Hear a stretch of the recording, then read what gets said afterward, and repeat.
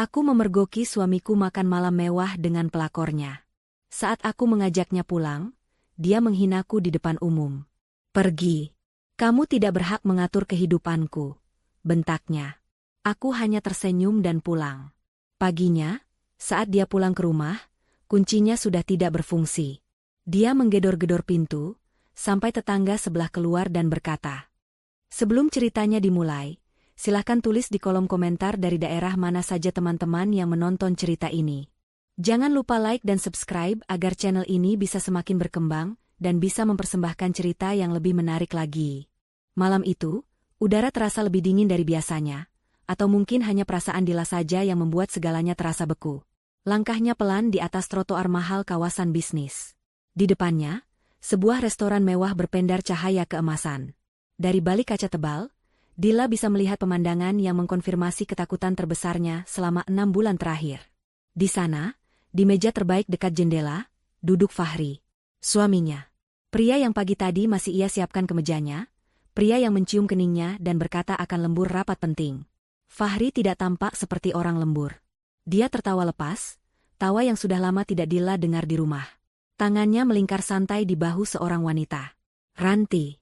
Dila kenal wanita itu. Junior Fahri di kantor, yang selalu menatap Dila dengan tatapan meremehkan.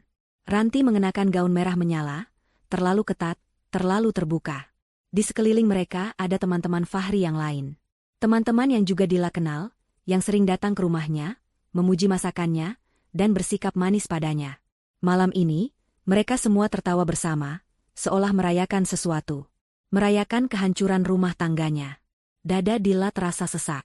Bukan hanya karena pemandangan itu, tapi karena kemewahan yang ia lihat. Botol sampahnya mahal di atas meja, piring-piring berisi makanan yang harganya jutaan. Dila tahu persis berapa gaji Fahri sebagai direktur. Gaji yang tidak akan sanggup membiayai gaya hidup seperti ini setiap minggu. Dila tahu, karena Dila yang membayar semuanya. Fahri adalah direktur utama di perusahaan yang Dila bangun dari nol. Perusahaan teknologi yang ia rintis dengan laptop tua di kamar kosnya dulu. Dila tidak suka sorotan.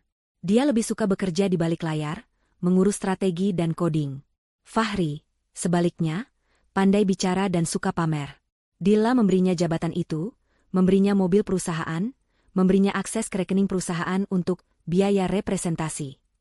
Dia tidak pernah menyangka, biaya representasi, itu termasuk wanita lain. Rasa sakit yang tajam menusuk hatinya, namun dengan cepat berubah menjadi sesuatu yang lain. Sesuatu yang dingin dan tenang. Dia sudah cukup menangis di kamar mandi diam-diam. Dia sudah cukup mencurigai noda lipstik di kemeja yang Fahri bilang, ketumpahan saus. Malam ini adalah akhir dari semua keraguan. Dila menarik napas panjang. Dia tidak akan lari. Dia tidak akan menangis. Dia akan masuk ke sana. Dia memantapkan langkahnya, mendorong pintu kaca berat restoran itu. Seorang pelayan berjas rapi segera menghampirinya. "Selamat malam, Ibu. Sudah ada reservasi?" Mata Dila tidak beralih dari meja Fahri. "Saya tamu mereka," ujarnya datar, menunjuk ke arah suaminya. Pelayan itu ragu sejenak, melihat penampilan Dila yang sederhana namun rapi, kontras dengan meja yang penuh kemewahan itu. Tapi Dila sudah melangkah melewatinya. Suara langkah kakinya teredam karpet tebal, namun kehadirannya terasa. Satu persatu, teman-teman Fahri menyadari ada yang datang. Tawa mereka mati. Fahri yang terakhir sadar. Dia sedang menyuapi Ranti sepotong udang ketika dia melihat bayangan di depannya. Matanya membelalak. Wajahnya pucat pasi, lalu berubah merah padam karena marah. "Dila," desisnya. Ranti memandang Dila dari atas ke bawah. Senyum sinis terbit di bibirnya yang merah. "Mas Fahri," suara Dila tenang, tidak bergetar. "Ayo pulang. Ini sudah malam." Dila mengulurkan tangannya, isyarat lembut untuk mengajaknya berdiri. Itu adalah gerakan yang biasa ia lakukan, gerakan seorang istri yang mengingatkan suaminya. Tapi reaksi Fahri jauh dari biasa. Dia melihat sekeliling. Teman-temannya menonton. Ranti menonton. Malu dan egonya meledak bersamaan. "Plah." Fahri menepis tangan Dila dengan kasar. Begitu keras hingga Dila sedikit terhuyung. "Ngapain kamu kesini wanita jelek, bikin malu saja." Suara Fahri menggelegar di dalam restoran yang tiba-tiba senyap. Semua tamu menoleh. Para pelayan membeku. "Jangan berlagak seolah kau istriku," teriaknya lagi, wajahnya memerah menahan amarah. Kamu itu tidak berhak mengatur kemana dan bersama siapa aku pergi. Hening. Lalu, tawa meledak dari meja itu. Ranti tertawa paling keras, memegang perutnya seolah itu adalah lelucon terlucu yang pernah ia dengar. Teman-teman Fahri ikut tertawa, menutupi mulut mereka, saling menyikut, menikmati pertunjukan. Dilla berdiri tegak. Dia merasakan panas di pipinya, bukan karena tamparan, tapi karena hinaan. Wanita jelek. Kata itu terngiang. Pria yang sama yang dulu memujinya sebagai wanita tercantik, kini meneriakkan kata itu di depan umum. Dilla menatap Fahri. Menatap matanya yang penuh kebencian. Lalu dia menatap Ranti, yang menyandarkan kepalanya dengan manja di bahu Fahri. Alih-alih menangis atau berteriak balik, Dilla melakukan sesuatu yang tidak terduga. Dia tersenyum. Senyuman tipis, tenang, namun penuh arti. Senyuman itu membuat tawa Ranti berhenti. Senyuman itu membuat Fahri bingung. Iya, kamu benar, Mas, kata Dilla pelan, suaranya tetap jelas terdengar. Kita sudah tidak bersama lagi. Fahri terdiam. Dia mengharapkan drama. Dia mengharapkan air mata. Dia tidak mengharapkan ketenangan ini. Dilla tidak berkata apa-apa lagi. Dia berbalik. Punggungnya lurus, langkahnya mantap. Jilbabnya berkibar sedikit saat dia berjalan melewati meja-meja lain. Dia tidak menoleh ke belakang. Dia berjalan keluar dari restoran itu, meninggalkan suaminya yang masih bingung, selingkuhannya yang merasa menang, dan teman-teman mereka yang kini saling berbisik. Saat pintu kaca itu tertutup di belakangnya, Dilla tahu satu hal. Ini bukan akhir. Ini adalah awal dari perhitungan.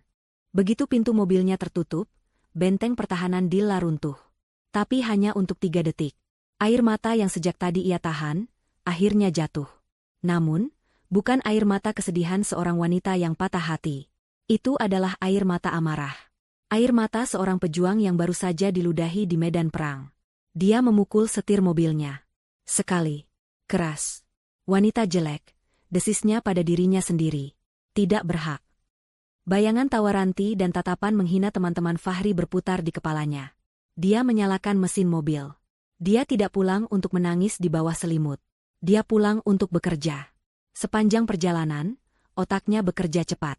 Jauh lebih cepat dari laju mobilnya di jalanan yang sepi.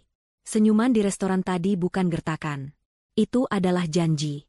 Janji bahwa Fahri baru saja membuat kesalahan terbesar dalam hidupnya. Fahri telah menghina wanita yang memegang kunci brankas. Dilla sampai di rumah besar mereka. Rumah yang ia beli tunai dari bonus proyek besar pertamanya. Rumah yang Fahri pamerkan seolah itu hasil kerjanya. Rumah itu terasa dingin dan kosong. Tapi malam ini, kekosongan itu terasa melegakan. Dia meletakkan tasnya, tidak menyalakan lampu ruang tamu. Dia langsung menuju ruang kerjanya. Ruang kerja yang selalu Fahri hindari, karena penuh dengan buku-buku tebal dan papan tulis yang membuat pusing. Dilla duduk di kursinya. Dia tidak mengemasi barang. Dia meraih ponselnya. Telepon pertama adalah kepada pengacara keluarganya, seorang pria bijak yang sudah ia kenal lama. Halo, Pak Harto? Maaf mengganggu malam-malam. Ini Dilla. Terdengar suara kaget di seberang. Mbak Dilla? Ada apa? Tumben. Saya mau gugat cerai Fahri. Segera. Kalau bisa, besok pagi suratnya sudah siap. Hening sejenak. Apa Mbak Dilla yakin? Apa yang terjadi? Fahri berselingkuh. Saya memergokinya malam ini. Dia mempermalukan saya di depan umum. Suara Dilla datar, tanpa emosi. Saya mau prosesnya cepat. Dan tolong, bekukan semua rekening bersama dan kartu kredit atas nama dia yang terhubung ke perusahaan. Segera. Malam ini juga. Baik, Mbak. Soal aset bagaimana? Pembagian harta? Tidak ada pembagian, potong Dilla. Bapak ingat perjanjian pranikah kita? Dan tuh. Saya ingat, potong Pak Harto. Rumah atas nama Mbak Dilla, harta bawaan. Perusahaan PT Jaya Digital, 95% saham atas nama Mbak Dilla. Fahri hanya pemegang saham 5%, itu pun hadiah dari Mbak. Tepat, kata Dilla. Dia tidak punya apa-apa. Saya mau dia keluar dari rumah saya dan perusahaan saya. Saya urus segera, Mbak Dilla. Besok pagi tim saya akan bergerak. Telepon ditutup. Dilla menarik napas. 1 selesai. Telepon kedua adalah ke nomor yang ia simpan sebagai jasa angkut 24 jam. Selamat malam. Saya Dila. Saya butuh jasa pindahan barang. Dini hari ini, pukul 3 pagi. Pukul 3 pagi, Bu? Suara di seberang terdengar ragu. Ya. Saya bayar 4 kali lipat dari harga normal. Tunai. Saya mau semua barang pria di kamar utama, ruang kerja depan, dan semua koleksi jam tangan serta sepatu di lemari pajangan, diangkut keluar. Suara itu langsung bersemangat. Siap, Bu. Alamat lengkapnya? Dila memberikan alamatnya. Saya mau semua barang itu dibawa ke Panti Asuhan Harapan Bunda di Jalan Merdeka. Catat sebagai sumbangan dari hamba Allah. Jangan sampai ada yang tertinggal. Baik, Bu. Pukul 3 kami tiba. Telepon dituta. 2 selesai. Telepon ketiga adalah ke tukang kunci langganannya. Mas Tono, ini Dila. Bisa datang ke rumah? Jam 5 pagi. Sebelum subuh. Siap, Bu Dila. Ada masalah? Ganti semua kunci di rumah saya. Pintu depan, pintu belakang, pintu garasi, gerbang. Semuanya. Saya mau yang terbaik, yang tidak bisa diduplikat sembarangan. Beres, Bu. Jam 5 saya di sana. 3 selesai. Dila bersandar di kursinya. Dia merasa lelah, tapi juga lega. Ini baru langkah pertama. Dia kemudian bangkit, berjalan ke dinding di belakang meja kerjanya. Di sana tergantung sebuah lukisan kaligrafi besar. Dila menggeser lukisan itu. Di baliknya, sebuah brankas tanam digital. Dia memasukkan sandinya. Bukan tanggal pernikahan mereka. Bukan tanggal ulang tahun Fahri. Sandinya adalah tanggal dia mendirikan perusahaan ini seorang diri. Pintu brankas terbuka pelan. Di dalamnya, tertata rapi dokumen-dokumen yang menjadi sumber kekuatannya. Dia mengeluarkannya satu persatu. Pertama, sertifikat hak milik rumah ini. Jelas tertulis, pemegang hak, Dila Putri. Kedua, akta pendirian perusahaan PT Jaya Digital. Pemegang saham mayoritas, 950 lembar, Dila Putri. Pemegang saham minoritas, 50 lembar, Fahri Wijaya. Ketiga, tumpukan berkas rekening bank. Bukan rekening bersama yang Fahri pegang. Ini adalah rekening pribadi Dila, rekening perusahaan yang utama. Rekening tempat semua keuntungan besar proyek-proyeknya mengalir. Rekening yang Fahri bahkan tidak tahu ada. Dila menatap dokumen-dokumen itu. Inilah hidupnya. Inilah hasil kerja kerasnya. Hasil dari malam-malam tanpa tidur, dari proposal yang ditolak, dari negosiasi alot. Dan Fahri, pria yang ia percayai untuk menjadi wajah perusahaan, pria yang ia biarkan menikmati kemewahan dari hasil keringatnya, baru saja menyebutnya wanita jelek. Dila tersenyum dingin. Dia meraih laptopnya. Dia membuka akses sistem keuangan perusahaan. Dia melihat tagihan kartu kredit perusahaan yang dipegang Fahri. Restoran mewah malam ini, toko perhiasan minggu lalu, butik desainer 3 hari yang lalu, hotel bintang 5 akhir pekan kemarin. Semua bukti itu ia simpan. Lalu, dengan satu klik, dia menekan tombol blokir permanen untuk semua kartu atas nama Fahri. Dia juga memindahkan sisa dana dari rekening bersama ke rekening pribadinya, menyisakan saldo 0 rupiah. Jam di dinding menunjukkan pukul 2 pagi. Dila bangkit. Dia pergi ke kamar utama. Dia membuka lemari pakaian raksasa. Di sisi kiri, pakaiannya. Di sisi kanan, puluhan setelan jas mahal, kemeja impor, dan dasi sutra milik Fahri. Dia mulai bekerja. Dia mengeluarkan semua pakaian Fahri, melemparkannya ke lantai. Dia mengambil 3 koper terbesar. Dia tidak sedang mengemasi barang Fahri. Dia hanya mengumpulkan barang-barang yang ingin dia sumbangkan. Dia teringat tetangganya, Bu RT, yang selalu ingin tahu. Bu RT pasti akan bangun mendengar suara truk pindahan jam 3 pagi. Dila tersenyum. Itu lebih baik. Biarkan ada saksi. Saat jam dinding berdentang 3 kali, Dila mendengar suara truk besar berhenti di depan gerbangnya. Waktunya bersih-bersih sampah. Jam di ruang kerja Dila menunjukkan pukul 2.55 pagi. Dia berdiri di dekat jendela, memandang ke jalanan yang gelap dan sepi. Jantungnya berdebar sedikit, bukan karena takut, tapi karena antisipasi. Tepat pukul 3, seperti jarum jam, 2 lampu truk besar berbelok di tikungan jalan, cahayanya menembus kegelapan. Mereka tiba.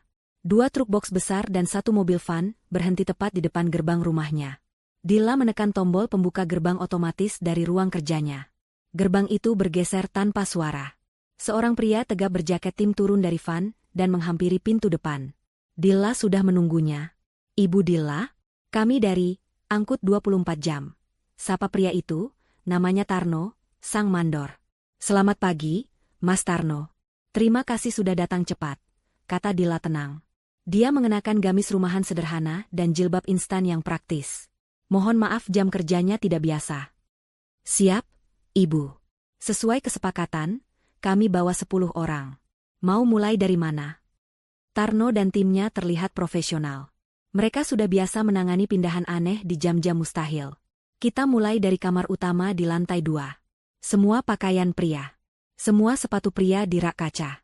Semua jam tangan di laci pajangan. Lalu ke ruang kerja di depan. Angkut semua yang ada di ruangan itu, kecuali perabot tanam. Meja, kursi, komputer, koleksi miniatur. Semuanya. Terakhir, di garasi, ada 1 set stick golf dan 2 sepeda gunung. Itu juga diangkut."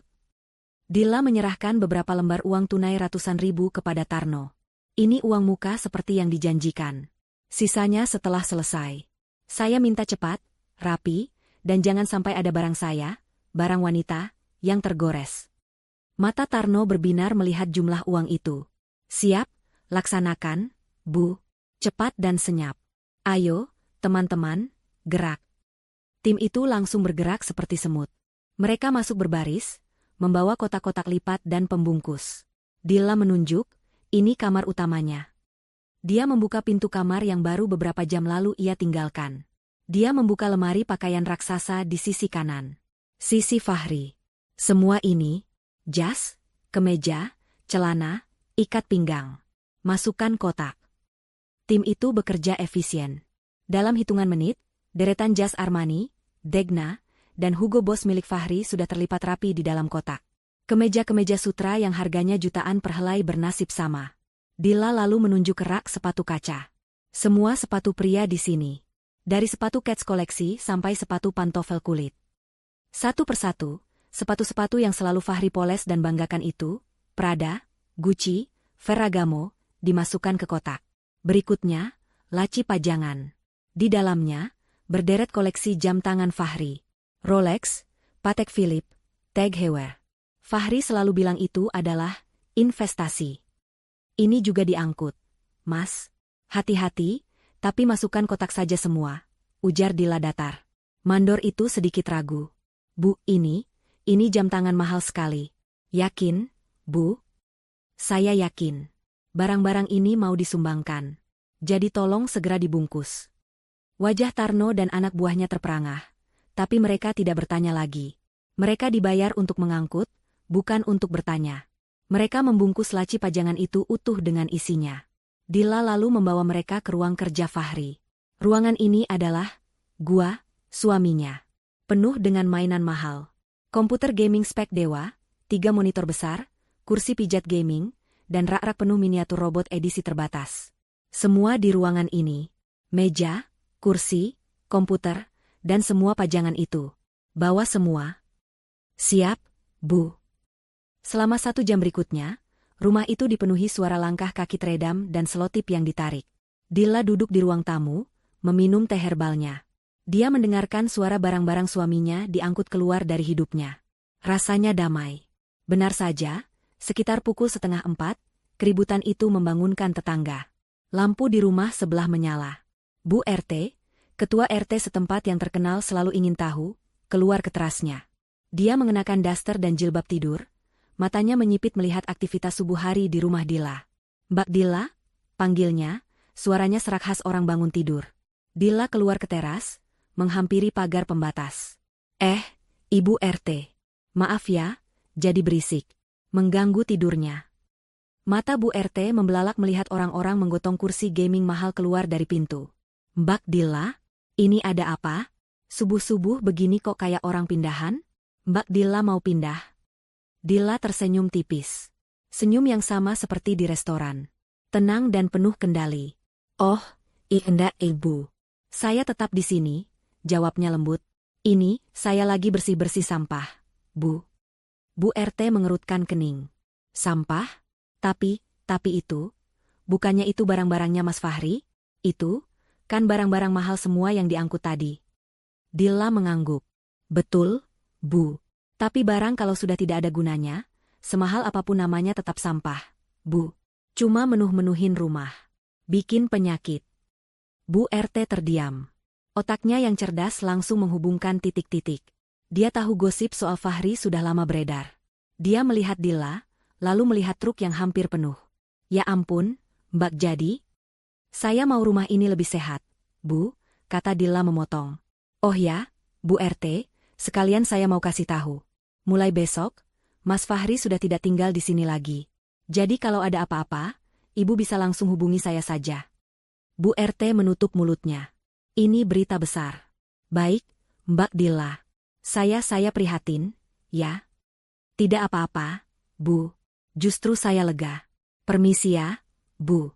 Saya mau lanjut bersih-bersih. Dilla tersenyum, lalu kembali masuk ke dalam. Pukul 4.30, Tarno melapor. Sudah beres semua, Bu. Truk sudah penuh. Sesuai instruksi, langsung kami antar ke Panti Asuhan Harapan Bunda. Terima kasih, Mas Tarno. Ini sisa bayarannya, dan ini ada bonus untuk tim Mas. Tolong pastikan sampai di panti sebelum subuh. Pasti, Bu. Terima kasih banyak. Kami permisi. 2 truk dan van itu melaju pelan, menghilang di kegelapan pagi, membawa serta semua jejak Fahri dari rumah itu. Rumah itu terasa lebih luas. Lebih lengang. Tepat pukul 5 pagi, bel berbunyi. Kali ini, tukang kunci, Mas Tono, datang dengan tas peralatannya. Pagi, Bu Dilla. Wah, subuh sekali, sapanya ramah. Pagi, Mas Tono. Silakan masuk. Ini, ganti semua. Gerbang depan, pintu utama, pintu garasi, pintu belakang. Saya mau pakai kunci master yang paling aman. Siap, Bu. Ini saya bawa yang seri titanium. Anti-bor, anti-duplikat, ujar Tono sambil mulai bekerja. Saat suara azan subuh mulai terdengar, Mas Tono selesai. Sudah beres semua, Bu Dilla. Ini kuncinya. Hanya ada 3 set. Aman. Terima kasih, Mas. Setelah membayar Mas Tono, Dilla menutup pintu. Dia menguncinya. Suara, klik, dari kunci baru itu terdengar begitu memuaskan. Dia mengambil wudhu. Di atas sajadahnya, Dilla menunaikan salat subuh. Dia tidak menangis. Dia berdoa. Dia bersyukur atas kekuatan yang diberikan padanya. Dia merasa ringan. Rumah ini, hidupnya, telah ia bersihkan dari kotoran. Selesai berdoa, Dilla tidak tidur. Dia membuka laptopnya, memeriksa email. Benar saja, email dari Pak Harto, pengacaranya, sudah masuk. Pagi, Mbak Dilla. Semua rekening dan kartu atas nama Fahri Wijaya sudah dibekukan permanen per pukul 1.30 dini hari. Gugatan cerai dan surat pemecatan resmi dari Dewan Direksi PT Jaya Digital akan dikirimkan pagi ini pukul 8. Selamat pagi. Dilla tersenyum. Dia membuat secangkir teh hijau, duduk di sofa ruang tamu yang sekarang terasa lebih lega. Dia menunggu matahari terbit. Dia menunggu suaminya, atau lebih tepatnya, mantan suaminya, pulang. Pukul 7:15 menit. Sebuah taksi online berhenti tepat di depan gerbang rumah Dilla. Fahri keluar dari kursi penumpang. Kemejanya kusut, rambutnya acak-acakan, dan bau alkohol masih samar-samar tercium dari napasnya. Wajahnya angkuh seperti biasa, meski sedikit lelah. Dia menghabiskan malam di apartemen Ranti. Setelah Dilla pergi, suasana pesta sempat canggung, tapi Ranti dan teman-temannya berhasil meyakinkan Fahri bahwa Dilla hanya cari perhatian. Mereka lanjut minum dan tertawa, mengejek wanita kampung yang baru saja mereka usir. Ranti membisikinya bahwa sekaranglah saatnya Fahri menceraikan Dilla dan mengambil alih semua asetnya. Fahri setuju. Dia merasa berkuasa. Dia pulang pagi ini dengan satu tujuan, mengusir Dilla dari rumahnya. Dia akan memberi wanita itu pelajaran. Dia berjalan santai ke gerbang, merogoh saku celananya, dan mengeluarkan gantungan kunci mewahnya. Dia memasukkan kunci gerbang ke lubangnya. Kunci itu tidak mau masuk sepenuhnya. Dia mengerutkan kening. Dia mencoba lagi, mendorongnya. Tetap tidak bisa. Sialan, gumamnya. Pasti dirusak sama Dilla. Dia menekan bel di dinding. Sekali, 2 kali, 3 kali. Menekannya lama dan agresif. Dilla, buka. Dilla. Tidak ada jawaban. Rumah itu sunyi. Fahri mulai marah. Dia bergeser ke pintu depan khusus pejalan kaki, yang terpisah dari gerbang utama. Dia memasukkan kunci rumahnya. Lagi-lagi, kunci itu tidak masuk. Dia melihat lubang kuncinya. Berbeda. Kelihatannya baru. Dia ganti kunci. Fahri tidak percaya. Berani sekali dia. Dia mulai menggedor-gedor gerbang besi itu dengan kepalan tangannya. Dila, buka pintunya. Jangan kurang ajar kamu ya. Buka atau saya dobrak. Suaranya yang keras memecah keheningan pagi di komplek perumahan elit itu. Tirai di beberapa rumah tetangga sedikit tersingkap. Aktivitas itu tentu saja tidak luput dari perhatian Bu RT. Pintu rumah sebelah terbuka, dan Bu RT keluar. Kali ini dia sudah rapi, mengenakan jilbab dan daster batik, membawa sapu lidi. Dia pura-pura mulai menyapu terasnya yang sudah bersih, matanya melirik tajam ke arah Fahri. Loh, Mas Fahri, kok ribut-ribut? Pagi-pagi sudah teriak-teriak. Sapa Bu RT, nadanya datar tapi penuh selidik.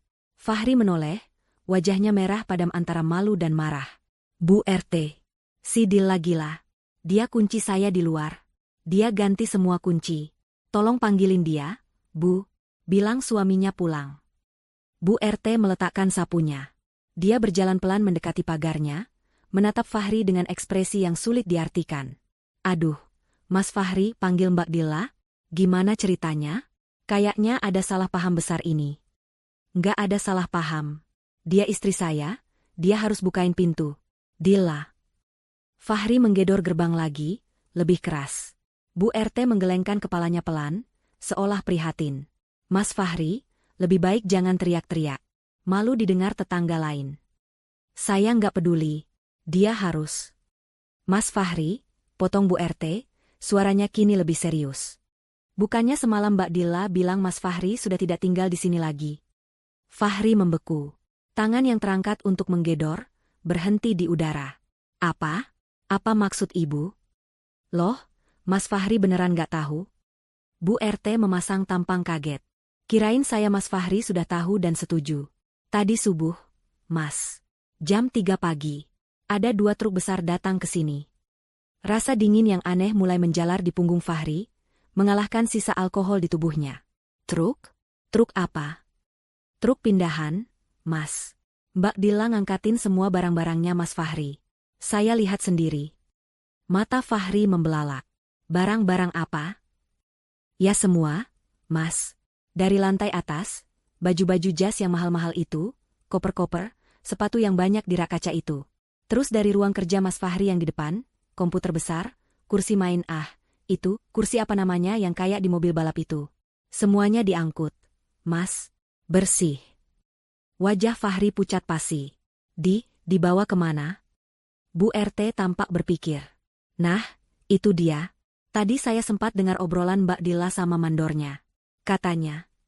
Bu RT mendekatkan wajahnya ke pagar, disumbangkan ke panti asuhan, Mas. Panti asuhan Harapan Bunda. Apa? Disumbangkan? Fahri berteriak, suaranya pecah. Gila, wanita gila. Itu barang-barang saya. Itu koleksi saya. Harganya miliaran. Mbak Dila sih bilangnya, bersih-bersih sampah. Mas, sahut Bu RT polos, menambahkan minyak ke api. Fahri gemetar. Dia tidak bisa memproses ini. Dila istrinya yang pendiam, yang selalu menunduk, yang jilbabnya kuno, yang dia sebut wanita jelek melakukan ini? Dia nggak berhak. Raung Fahri, kini panik. Ini rumah saya. Ini rumah saya juga. Saya akan panggil polisi. Dia mencuri barang saya. Dia merogoh sakunya, mencari ponselnya. Dia akan menghancurkan Dila. Mas. Tunggu dulu, Bu RT menahannya. Soal itu, kayaknya Mas Fahri juga salah. Salah apa lagi? Mbak Dila itu titip pesan buat saya. Katanya kalau Mas Fahri datang dan bikin ribut, saya disuruh bilangin sesuatu. Pesan apa? Bentak Fahri. Katanya, Mas Fahri jangan ngaku-ngaku ini rumahnya Mas Fahri lagi. Rumah ini sertifikatnya atas nama Mbak Dila. Murni harta bawaan beliau sebelum nikah. Jadi, Mas Fahri maaf-maaf, ya sudah tidak punya hak apa-apa lagi di sini. Dunia Fahri serasa runtuh. Harta bawaan? Dia ingat Dila pernah bilang rumah ini dibeli sebelum mereka menikah. Tapi dia tidak pernah peduli. Dia pikir, apa yang punya Dila otomatis jadi miliknya. Dan katanya Mbak Dila, lanjut Bu RT, seolah tidak tega, surat gugatan cerai juga sudah diurus pengacaranya pagi ini. Cerai, rumah, barang-barangnya. Fahri bersandar di pilar gerbang. Kakinya lemas. Dia menatap rumah megah di depannya. Rumah yang selalu dia banggakan di depan Ranti dan teman-temannya sebagai bukti kesuksesannya. Ponselnya ada di tangannya. Dia harus bertindak. Dia menekan nomor Dila. Nomor yang Anda tuju, diblokir. Sialan, dia menelepon kantor. Dia akan perintahkan asistennya untuk.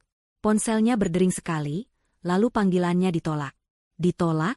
Asistennya berani menolak panggilannya? Dia mencoba lagi. Ditolak lagi. Kemarahan baru muncul. Dia akan bekukan kartu kredit Dila. Dia yang pegang kendali keuangan. Dia membuka aplikasi M-Banking. Dia mencoba login ke rekening bersama. Username atau password salah. Dia mencoba lagi. Username atau password salah. Dia mencoba fitur lupa password. Akun Anda diblokir. Silakan hubungi bank. Arg. Fahri hampir melempar ponselnya. Dia menelepon call center bank. Selamat pagi, dengan Bank Sentosa, ada yang bisa dibantu? Saya Fahri Wijaya. Saya tidak bisa akses rekening saya. Rekening perusahaan PT Jaya Digital. Mohon tunggu, Pak Fahri. Ya. Maaf, Pak. Menurut data kami, akses Bapak sebagai direktur telah dicabut pagi ini pukul 1.35 oleh pemegang saham utama. Apa? Siapa pemegang saham utama? Saya direkturnya. Maaf, Pak. Pemegang saham utama dan pemilik rekening adalah Ibu Dila Putri. Beliau juga telah membekukan semua kartu kredit tambahan atas nama Bapak Fahri Wijaya. Fahri menutup telepon. Napasnya terengah-engah. Dibekukan. Dicabut. Disumbangkan. Dikunci. Diceraikan. Semua dalam kurang dari 12 jam. Dia menatap Bu RT, yang masih menatapnya dengan iba palsu. Mas Fahri, kayaknya syok berat. Ya, mau saya buatkan teh hangat dulu di rumah saya. Fahri tidak menjawab. Dia merasa mual. Dia berbalik, berjalan terhuyung-huyung menjauhi rumah itu. Dia tidak punya uang tunai. Taksi online tadi dia bayar pakai apa? Dia merogoh sakunya. Kosong. Dia ingat dompetnya, tertinggal di mobil. Mobil perusahaan. Mobil yang kuncinya juga pasti sudah diambil Dila. Dia sendirian. Terkunci di luar. Tanpa uang. Tanpa barang. Dia harus ke suatu tempat. Satu-satunya orang yang bisa membantunya. Dia mulai berjalan kaki, tujuannya satu, apartemen Ranti. Dia akan meminjam uang Ranti. Dan bersama, mereka akan balas dendam pada Dila. Dia belum sadar, mimpi buruknya baru saja dimulai. Fahri berjalan. Kakinya yang biasa menginjak pedal gas mobil sport mewah kini menginjak trotoar yang retak dan berdebu. Dia sudah berjalan kaki hampir 2 kilometer dari komplek rumahnya. Matahari pagi mulai terasa menyengat, membuat kemeja kusutnya semakin lepek oleh keringat. Wajahnya memerah, bukan hanya karena panas, tapi karena campuran amarah dan rasa malu yang luar biasa. Setiap klakson motor yang lewat terasa seperti ejekan. Orang-orang di warung kopi pinggir jalan menatapnya. Pria berjas mahal, tapi berjalan kaki dengan wajah kacau di jam kerja. Fahri menunduk, berusaha mempercepat langkah. Apartemen Ranti masih 8 kilometer lagi. Dia tidak mungkin berjalan kaki sampai sana. Dia masih tidak percaya. Dila, istrinya yang pendiam itu. Wanita berhijab yang selalu menunduk jika diajak bicara, yang dianggapnya bodoh dan penurut. Wanita itu baru saja menghancurkan hidupnya dalam satu malam. Gila. Benar-benar gila, gumam Fahri pada dirinya sendiri. Tangannya terkepal. Awas kamu, Dila. Awas kamu. Kamu pikir saya akan diam saja? Kamu akan bayar semua ini. Saya akan tuntut kamu. Saya akan pastikan kamu membusuk di penjara karena mencuri barang-barang saya. Dia masih hidup dalam penyangkalan. Dia masih merasa bahwa dialah yang berkuasa. Bahwa ini hanya rintangan kecil. Yang dia butuhkan sekarang hanyalah sampai ke tempat Ranti. Ranti akan menenangkannya. Ranti yang cantik dan modern itu akan tertawa bersamanya, mengejek Dila yang kampungan. Lalu mereka akan menyusun rencana. Ranti pasti punya uang. Dia bisa memakai uang Ranti dulu untuk menyewa pengacara terbaik. Fahri berhenti di persimpangan jalan yang ramai. Dia butuh tumpangan. Dia merogoh sakunya, mencari ponsel. Dia membuka aplikasi taksi online. Dia memesan taksi ke alamat apartemen Ranti. Aplikasi meminta metode pembayaran. Tentu saja, kartu kredit utamanya. Dia menekan tombol, pesan. Ponselnya memproses sejenak. Lalu muncul notifikasi merah, metode pembayaran ditolak. Silakan perbarui info pembayaran Anda. Fahri tertegun. Ditolak? Sialan. Dia ingat, Dilla sudah memblokirnya. Tentu saja. Dia mencoba kartu kredit kedua. Ditolak. Kartu debit dari rekening bersama. Ditolak. Semua kartunya terhubung ke rekening perusahaan atau rekening bersama yang kini dikuasai penuh oleh Dilla. Rasa panik yang dingin mulai menjalar, lebih dingin dari keringat di punggungnya. Dia benar-benar tidak punya uang. Sama sekali. Dia melihat sekeliling dengan putus asa. Di seberang jalan, di bawah pohon rindang, beberapa pengemudi ojek pangkalan sedang mangkal, merokok dan mengobrol. Fahri memandang mereka dengan jijik. Dia, Fahri Wijaya, Direktur Utama PT Jaya Digital, harus naik ojek? Dia tidak punya pilihan. Dengan menelan ludah dan harga dirinya, Fahri menyeberang jalan. Para pengemudi ojek itu menatapnya dengan heran. "Pak," kata Fahri, berusaha menjaga suaranya tetap berwibawa, "bisa antar saya ke apartemen Mutiara di Jalan Sudirman?" Seorang bapak tua dengan jaket hijau kusam menatapnya. "Apartemen Mutiara? Wah, jauh itu, Mas. Sejam baru sampai kalau macet." 200.000, Mas. Fahri terkejut. 200.000? Mahal sekali. Ya jauh, Mas. Lagi pula Masnya pakai jas begini. Pasti orang berduit. Ayo, mau enggak i? Fahri menggertakkan giginya. Masalahnya, dompet saya tertinggal. Di mobil. Mobil saya di rumah, dan saya terkunci di luar. Dia benci harus menjelaskan ini. Para pengemudi ojek itu saling pandang. Senyum sinis muncul di bibir mereka. "Wah, Mas. Alasan klasik itu," kata si bapak tua tadi. "Dompet ketinggalan. Nanti sampai sana, Masnya kabur. Saya yang rugi bensin." Enggak bisa, Mas. Bayar di sini dulu." "Saya tidak bohong," bentak Fahri. "Saya ini direktur. Saya akan bayar. Saya ambil uang di apartemen pacar saya." "Direktur kok enggak pegang duit?" sahut pengemudi lain, lalu tertawa. Fahri benar-benar putus asa. Dia harus sampai ke tempat Ranti. Dia melihat ke pergelangan tangannya. Jam tangan. Satu-satunya barang berharga yang tersisa padanya. Rolex Daytona yang ia pakai semalam. Hadiah dari Dilla saat ulang tahun perusahaan, yang ironisnya dibeli Dilla dari rekening pribadinya. Fahri selalu menganggap itu dari uang perusahaan. Tanpa pikir panjang, Fahri melepas jam tangan itu. "Ini. Bapak lihat ini." Dia menyodorkan jam tangan itu ke depan wajah si bapak ojek. "Ini jam tangan Rolex asli. Harganya lebih dari 200 juta. Bapak pegang ini sebagai jaminan. Antar saya ke apartemen Mutiara. Nanti di sana, saya akan kasih Bapak 1 juta tunai. Uang ojeknya 200.000, sisanya 800.000 buat Bapak. Dan Bapak kembalikan jam ini. Bagaimana?" Mata bapak ojek itu membelalak. Dia mengambil jam itu, membolak-baliknya. Terasa berat dan kokoh. Dia bukan ahli, tapi dia tahu ini barang asli. 1 juta? Dia bisa libur seminggu. Mas ini enggak lagi mabuk, kan?" "Saya tidak mabuk. Saya hanya perlu ke sana sekarang juga." "Mau atau tidak?" teriak Fahri, kehilangan kesabaran. Mau, Mas. Mau. Ayo, Mas. Naik." Bapak ojek itu buru-buru menyalakan motornya, menyimpan Rolex itu di saku dadanya yang beritsleting. Fahri naik ke jok belakang motor Honda tua yang bergetar hebat. Perjalanan itu adalah neraka. Fahri, dengan setelan jas mahalnya, kini duduk di belakang ojek, memeluk tas helm yang bau apek. Asap knalpot dari Metro Mini di depan mereka menerpa wajahnya. Panas mesin motor terasa menembus celana kainnya. Setiap kali motor itu berhenti di lampu merah, orang-orang di mobil sebelahnya menatapnya. Tatapan mereka seolah bertanya, kasihan, atau mengejek. Fahri memejamkan mata. Kemarahannya pada Dilla sudah mencapai ubun-ubun. Ini penghinaan terbesar dalam hidupnya. Dilla telah membuatnya terlihat seperti gelandangan. Dia akan membayar ini, desis Fahri di balik helm yang kebesaran. Dia akan bersujud di kaki saya. Saya akan pastikan itu. Setelah hampir 1 jam yang terasa seperti selamanya, Motor itu akhirnya memasuki kawasan Jalan Sudirman. Tapi motor itu tidak berbelok ke komplek apartemen mewah yang biasa Fahri datangi untuk urusan bisnis.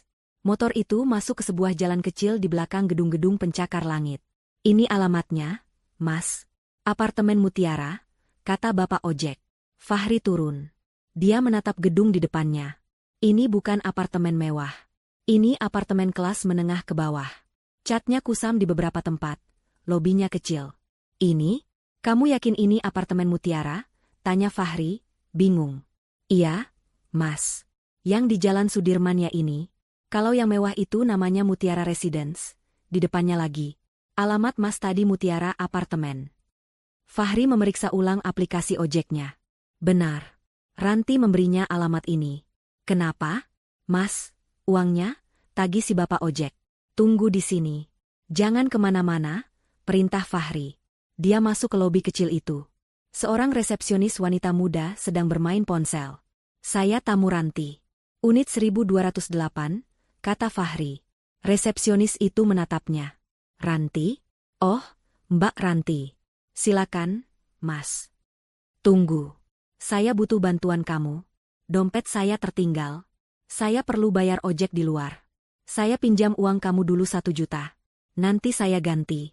Saya Fahri, pacarnya Ranti." Resepsionis itu menatapnya curiga. "Pinjam 1 juta. Pak? Maaf, Pak.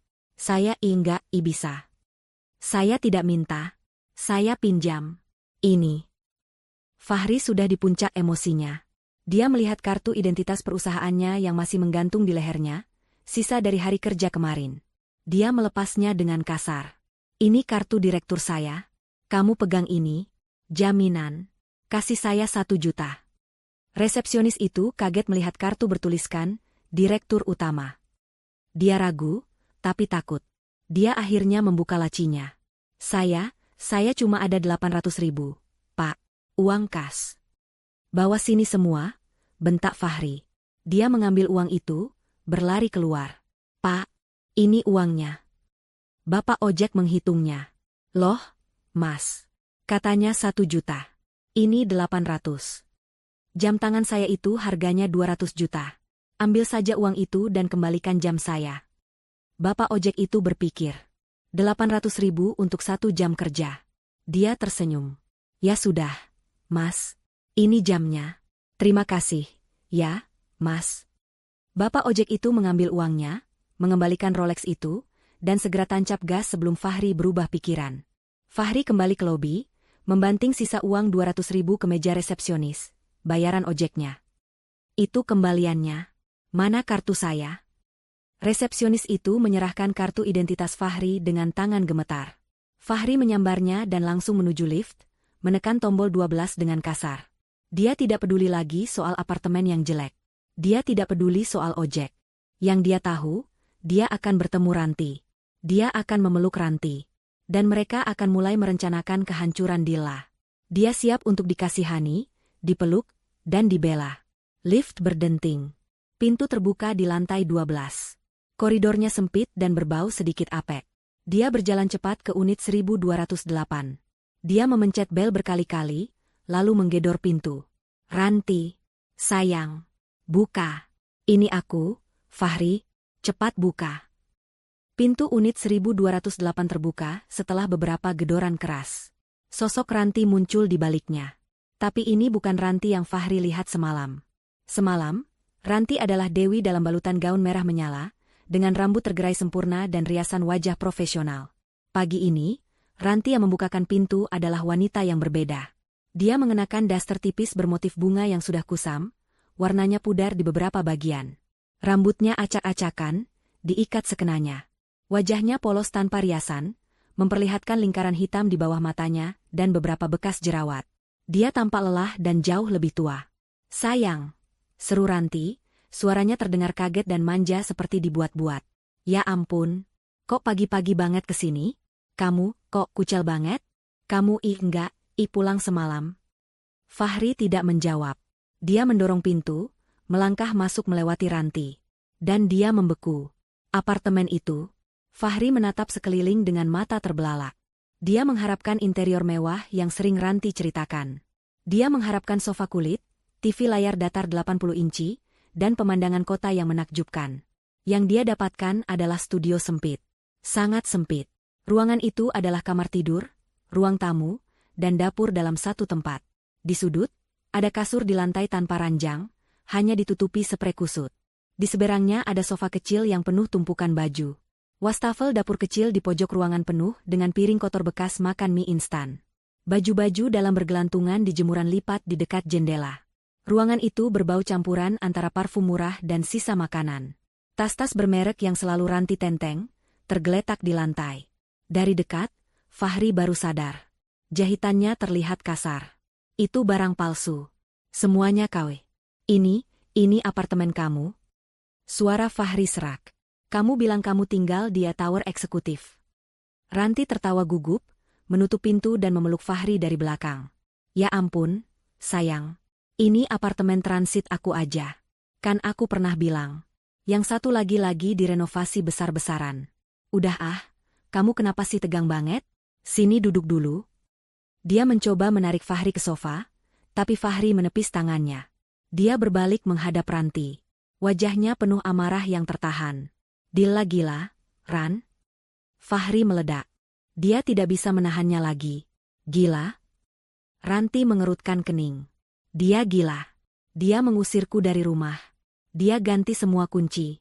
Aku pulang pagi ini, gerbangnya enggak bisa dibuka. Ranti menutup mulutnya. Apa? Serius kamu? Serius? Teriak Fahri. Dan bukan cuma itu. Dia mengangkut semua barangku. Semua bajuku, koleksi jam tanganku, stick golfku. Semuanya. Dia bilang ke Bu RT, tetangga sebelah, kalau barang-barang itu disumbangkan ke panti asuhan. Gila. Itu barang miliaran, Ran. Fahri berjalan mondar-mandir di ruangan sempit itu, seperti harimau dalam kandang. Dan dia memblokir semuanya. Rekeningku, kartu kreditku, semuanya ditolak. Aku enggak bisa akses uang perusahaan. Aku kesini, kamu tahu aku kesini naik apa? Naik ojek.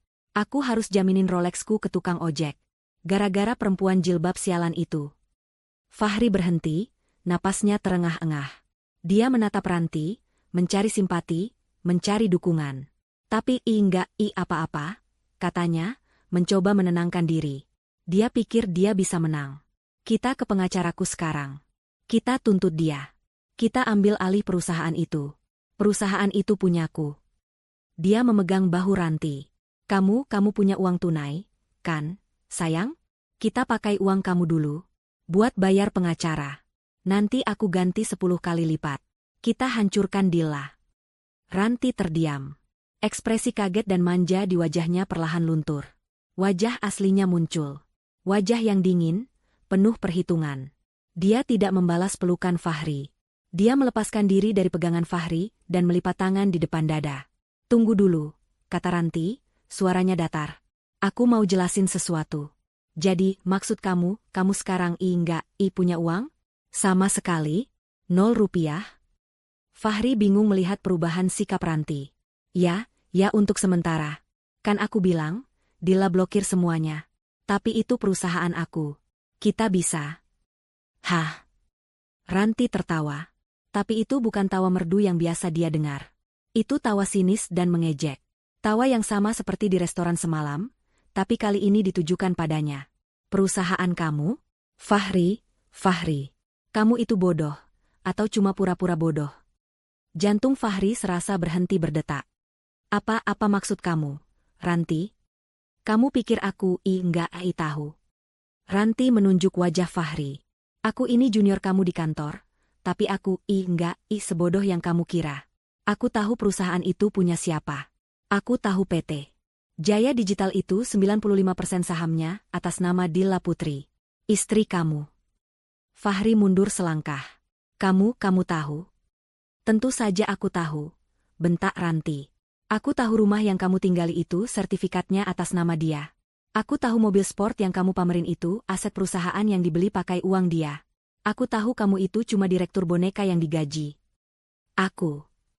Fahri tidak bisa bicara.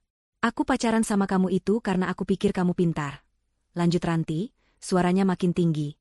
Aku pikir kamu, sebagai suami dan direktur, punya rencana buat ambil alih semuanya pelan-pelan. Aku pikir kamu punya kartu truf buat ngelawan istrimu. Aku dukung kamu, aku manasin kamu biar cepat cerai sama dia, biar kita bisa kuasai semuanya. Ranti menunjuk ke sekeliling ruangan sempit itu. Kamu pikir aku mau hidup kayak gini selamanya? Tinggal di studio sempit? Pakai barang KW? Aku pacaran sama kamu itu biar hidup enak. Fahri, biar bisa makan di restoran mahal tiap malam. Biar bisa beli tas asli. Biar bisa jadi nyonya Fahri Wijaya yang kaya raya. Matanya menatap Fahri dengan jijik. Kalau kamu sekarang miskin, kalau kamu enggak punya apa-apa, kalau kamu diusir dari rumah dan enggak punya sepeser pun uang, terus buat apa aku sama kamu? Kata-kata itu menghantam Fahri seperti tamparan. Lebih keras dari tamparan Dilla yang tidak pernah terjadi.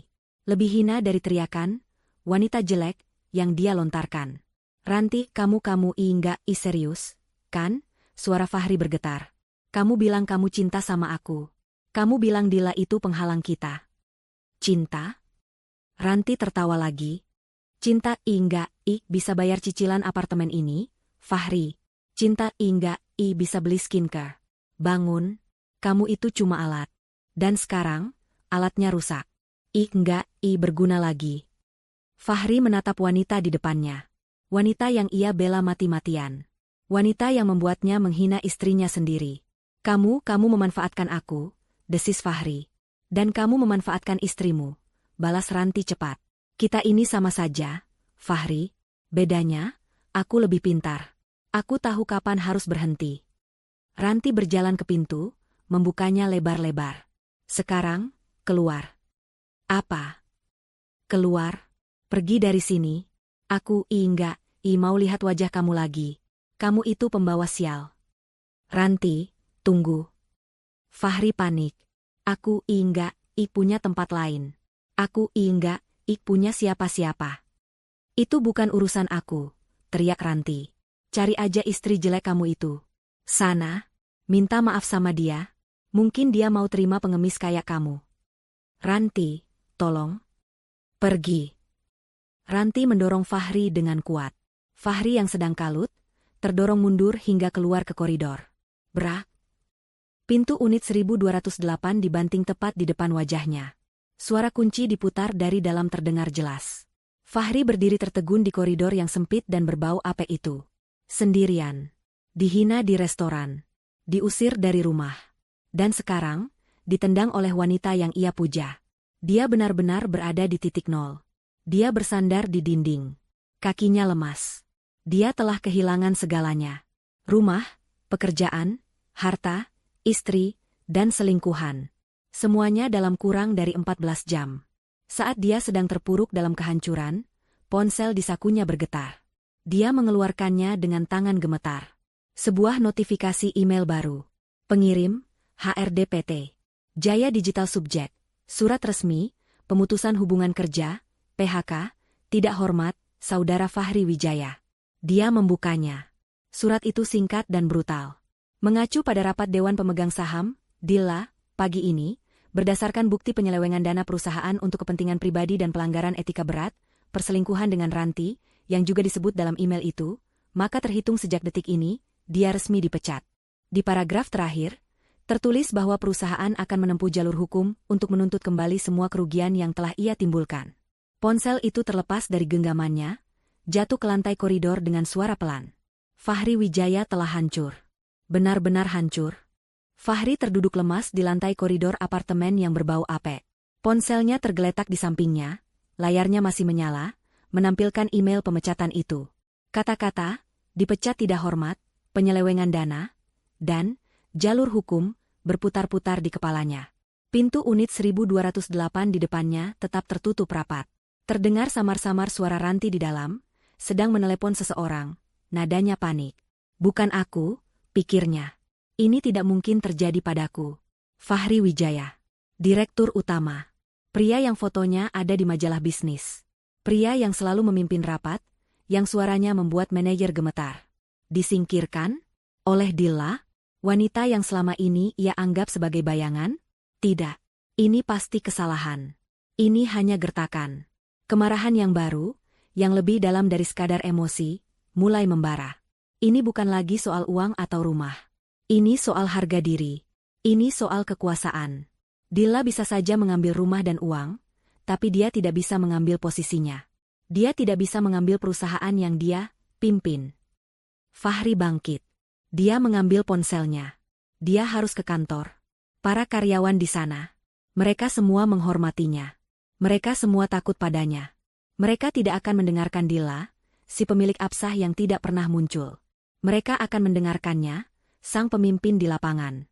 Dia akan masuk ke sana, mengadakan rapat darurat, dan membatalkan semua keputusan gila Dilla. Dia akan bilang Dilla sedang tidak stabil secara emosional. Ya, itu rencananya. Dia akan membalikkan keadaan. Tapi bagaimana cara ke sana? Dia menepuk sakunya. Kosong. Dia ingat resepsionis tadi. Tidak, dia tidak akan meminjam lagi. Dia menatap pergelangan tangannya. Jam tangan Rolex Daytona itu. Satu-satunya aset yang tersisa. Hadiah dari Dilla. Ironis. Dia tidak akan menggadaikannya. Dia akan menjualnya. Dia tidak butuh jaminan, dia butuh modal perang. Fahri berjalan keluar dari gedung apartemen kumuh itu. Dia merasa setiap mata menatapnya, pria berjas kusut dengan tatapan gila. Dia menyetop taksi. Antar saya ke area pertokoan jam mewah. Blok M, katanya pada sopir. Sopir taksi menatapnya ragu. Bayar pakai apa, Pak? Kelihatannya lagi. Saya bayar pakai ini. Fahri melepas jam tangannya, mengacungkannya. Saya mau jual ini. Antar saya ke sana, saya kasih kamu komisi 500.000. Mata sopir taksi itu melebar. Dia mengangguk. Siap, Pak. Perjalanan terasa cepat. Otak Fahri menyusun pidato yang akan ia sampaikan di lobi kantor. Dia akan mengekspos Dilla. Dia akan merebut kembali apa yang menjadi miliknya. Dia tiba di sebuah toko jam bekas yang kelihatannya cukup ramai. Dia masuk. Pemilik toko, seorang pria Tionghoa parubaya, sedang memeriksa jam lain. Saya mau jual ini, kata Fahri, meletakkan Rolex itu di atas meja kaca. Cepat. Saya butuh uang tunai sekarang. Pemilik toko itu mengambil kacamatanya, mengambil jam itu. Dia memeriksanya dengan teliti. Membuka tali pengaitnya, melihat nomor seri, menimbangnya. Barang bagus, Pak, katanya. Lengkap surat-suratnya? Saya tidak bawa suratnya. Itu di rumah.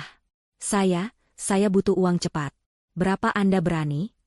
Pria itu menatap Fahri dari atas ke bawah. Jas kusut, wajah panik. Dia tahu posisi tawarnya tinggi. Tanpa surat, saya anggap batangan. Paling 70 juta. Apa? Teriak Fahri. Jam ini harganya 200 juta lebih. Anda mau merampok saya? Pasaran batangan begitu, Pak. Apalagi Bapak kelihatannya butuh cepat. Saya ambil risiko ini jam curian atau bukan. 70 juta, tunai. Mau atau tidak? Fahri menggertakkan giginya. 70 juta. Itu penghinaan. Tapi dia butuh uang itu. Baik. Berikan uangnya.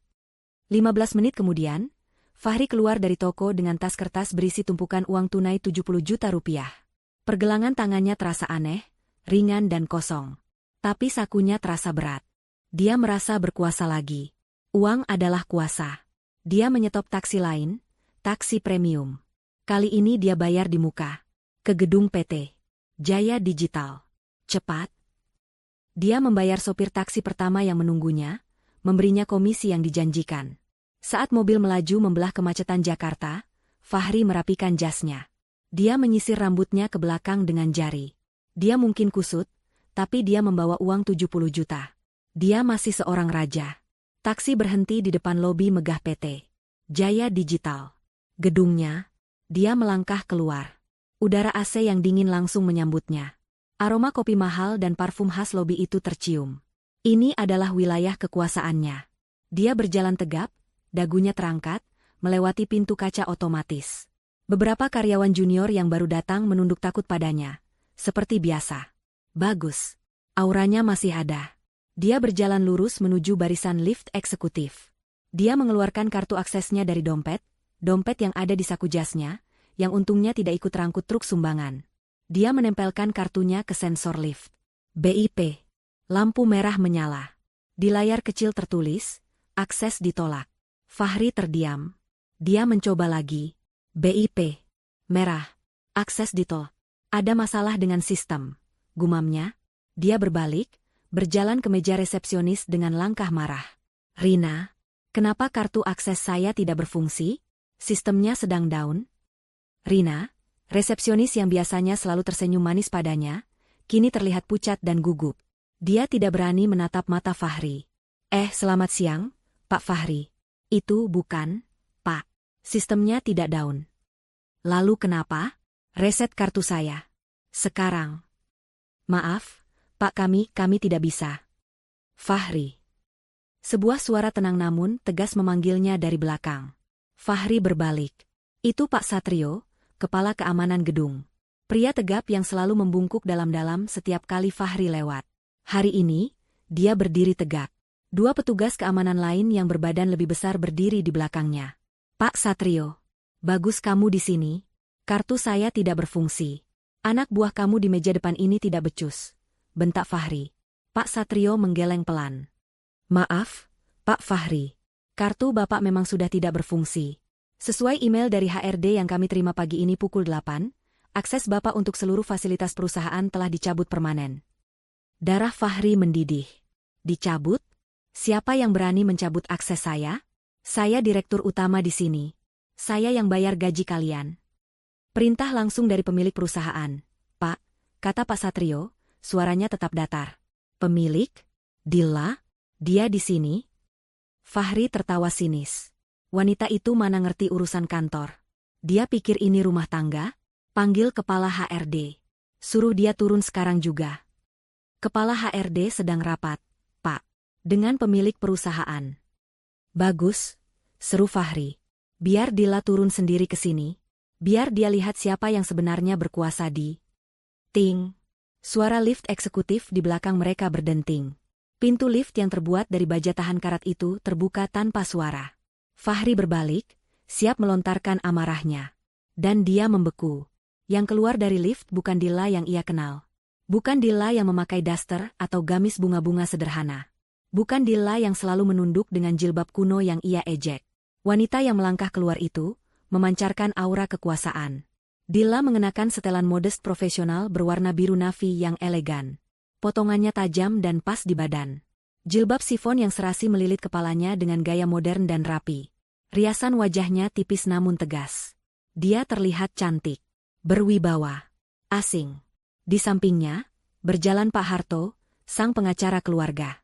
Di belakangnya, dua direktur divisi, Pak Heru dan Pak Anton, yang selama ini selalu menjilat Fahri, kini berjalan mengekori Dilla seperti ajudan, membawa map dan tablet.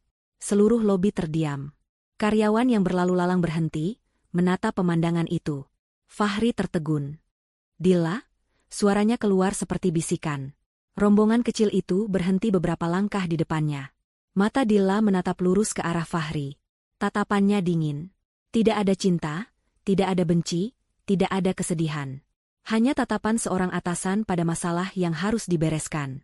Pak Satrio, suara Dilla terdengar jelas, tenang, dan bergema di lobi yang hening. Saya sudah instruksikan pagi tadi. Perusahaan ini sudah bersih. Kenapa? Sampah, ini masih ada di lobi. Sampah. Kata itu menusuk harga diri Fahri lebih dalam dari pisau manapun. Ini penghinaan di depan umum. Di istananya sendiri.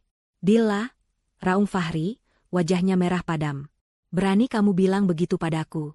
Kamu pikir kamu siapa? Dilla sedikit memiringkan kepalanya, ekspresinya tidak berubah. Maaf. Anda siapa, ya? Fahri terbelalak. Apa maksudmu? Ini aku. Fahri, suamimu. Dilla tersenyum tipis. Senyum yang sama persis seperti di restoran semalam. Senyum yang kini Fahri sadari adalah senyum kemenangan. Oh, maaf. Saya koreksi, kata Dilla. Pertama, Anda mantan suami. Surat gugatan sudah didaftarkan pagi ini. Kedua, Anda mantan karyawan. Yang baru saja dipecat secara tidak hormat karena korupsi dan penyelewengan dana. Dilla menoleh ke Pak Satrio. Nadanya kini berubah tajam, penuh perintah. Pak Satrio, saya tidak mau lihat orang ini lagi di properti saya. Tolong keluarkan dia. Dilla, jaga mulutmu. Kamu tidak bisa lakukan ini padaku.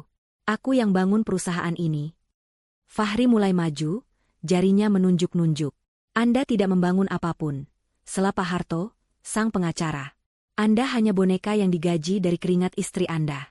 Dan sekarang, talinya sudah diputus. Kurang ajar. Fahri menerjang. Dia ingin meraih Dilla, ingin mengguncang wanita itu. Tapi dia tidak pernah sampai. Dua petugas keamanan yang sejak tadi diam, bergerak cepat. Mereka mencengkeram kedua lengan Fahri dengan pegangan baja. Lepaskan. Lepaskan saya. Fahri meronta-ronta. Kalian tidak tahu siapa saya. Saya direktur utama. Dilla bahkan tidak menoleh lagi. Dia hanya memberi isyarat kecil dengan dagunya. Pak Satrio, kata Dilla sambil berbalik, pastikan dia tidak bisa masuk lagi. Jika dia melawan atau mencoba masuk lagi, jangan ragu panggil polisi. Kita sudah punya cukup bukti untuk menjebloskannya atas percobaan penggelapan. Dilla kembali melangkah ke lift, diikuti para direkturnya. Heru, Anton, kita lanjutkan rapat di ruangan saya. Bahas vendor baru pengganti perusahaan Doni. Siap, Bu Dilla, jawab mereka serempak. Lift tertutup. Dilla, keluar kamu. Dilla, jangan jadi pengecut. Dilla Maaf, Pak. Perintah Ibu Dilla, kata Pak Satrio dingin. Kedua petugas keamanan itu mulai menyeret Fahri. Fahri menjejakkan kakinya, meronta sekuat tenaga, tapi cengkeraman mereka terlalu kuat. Dia diseret melintasi lantai marmer yang mengkilap. Semua karyawan di lobi menonton. Mereka melihat bos besar mereka, pria angkuh yang selalu mereka takuti, dipermalukan. Diseret seperti pencuri ayam. Wajah mereka penuh campuran rasa kaget, takut, dan sedikit kepuasan. Fahri diseret melewati pintu kaca otomatis. Udara panas dan lembab Jakarta langsung menerpanya, kontras dengan dinginnya AC di dalam. Jangan sentuh saya. Saya bisa jalan sendiri. Mereka melemparnya ke trotoar di depan gedung. Fahri jatuh terjerembab. Jas mahalnya kini kotor terkena debu jalanan. Tas kertas berisi uang 70 juta rupiah terlempar di sampingnya. Dia mendongak. Pak Satrio dan dua pengawalnya berdiri di depan pintu kaca, menatapnya. Seperti penjaga benteng. Fahri bangkit, menepuk-nepuk jasnya. Napasnya terengah-engah karena marah dan malu. Wajahnya merah padam. Dia menatap ke puncak gedung pencakar langit itu. Gedungnya, yang kini tertutup untuknya. Penghinaan ini adalah deklarasi perang. Dilla telah menang ronde ini. Tapi Fahri belum selesai. Dia mengambil tas kertasnya. Dia akan balas dendam. Dia akan menghancurkan Dilla, bahkan jika itu hal terakhir yang dia lakukan. Kabar jatuhnya Fahri menyebar lebih cepat dari api di musim kemarau. Cerita tentang direktur utama PT Jaya Digital yang dipecat, diblokir rekeningnya, dan diseret keluar lobi oleh keamanan, menjadi topik terpanas di setiap grup gosip bisnis Jakarta. Awalnya hanya bisikan di internal kantor, tapi dalam hitungan jam, video amatir yang diambil karyawan dari lantai mezzanine, menunjukkan Fahri meronta-ronta, bocor dan menjadi viral di kalangan terbatas. Orang-orang pertama yang panik bukanlah Fahri. Fahri sedang duduk di taksi, menyuruh sopir berputar-putar tanpa tujuan, otaknya terlalu penuh amarah untuk berpikir jernih. Orang yang pertama panik adalah mereka yang tertawa paling keras di restoran malam itu. Di sebuah kafe mewah di Plaza Senayan, Siska, pemilik event organizer langganan PT Jaya Digital, sedang menyesap latenya. Ponselnya berdering. Itu dari manajer keuangannya. Bu Siska. Gawat, Bu. Gawat kenapa? Jangan ganggu, aku lagi ketemu klien. Po dari Jaya Digital, Bu. Yang buat acara launching produk baru minggu depan. Baru saja ada email masuk. Dibatalkan. Siska hampir menyemburkan kopinya. Apa? Dibatalkan? Kamu salah baca kali. Itu proyek miliaran. Kita sudah DP venue dan vendor. Benar, Bu. Email resmi dari Departemen Keuangan mereka. Alasannya, efisiensi anggaran dan pergantian manajemen puncak. Dan mereka minta refund uang muka yang sudah ditransfer. Tangan Siska gemetar. Proyek itu adalah napas perusahaannya untuk 3 bulan ke depan. Tanpa itu, dia tidak bisa membayar gaji karyawan. Aku telepon Fahri. Siska buru-buru mencari nomor Fahri. Dia menelepon. Masuk, tapi tidak diangkat. Dia menelepon lagi. Ditolak. Sialan. Angkat. Fahri, angkat.